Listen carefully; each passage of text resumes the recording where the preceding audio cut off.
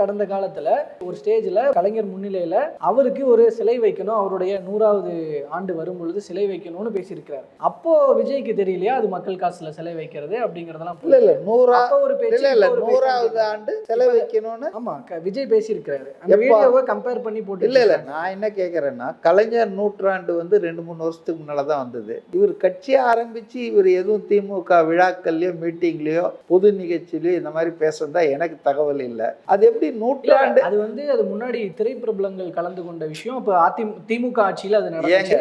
அது ரைட்டுங்க. நான் என்ன கேட்கறேன்னா 2 விஷயம். அப்போ வந்து விஜய் வந்து எந்த கட்சியும் சாராமல், கட்சி துவக்காமல், அரசியல்ல ஈடுபடாமல் இருக்கிற ஒரு தனி மனிதன். திரைப்பிரபலம்னு அவரை கூப்பிட்டு இருப்பாங்க. கலைஞர் பீரியட்ல தான் விழா நடந்துகிட்டே இருக்குமே திரையுலகத்தை சார்ந்தவர்கள். அப்போ அந்த மாதிரி விழாவில் வந்து சிலை வைக்கணும்னு பேசியிருப்பாரு. அதை வந்து அரசாங்க பணத்தில் வைக்கணும்னு பேசினாரா, திரையுலகத்தினர்லாம் பணம் திரட்டி கொடுக்குற வைக்கணும்னு பேசினாரா, இல்லது திமுக வைக்கணும்னு பேசினாரா, இதெல்லாம் டிபேட்டபிள். ஸ்ட்ரெயிட்டா நீங்க வாங்க. அவரு கோர்ட் ஒன்று சொன்னதை சொல்றாருங்க, அவர் கருத்து அல்ல அது. அப்புறம் எப்படி அவர் நீ அன்னைக்கு சொன்னீன்றதே கம்பாரிசன் பண்றதே தப்பு.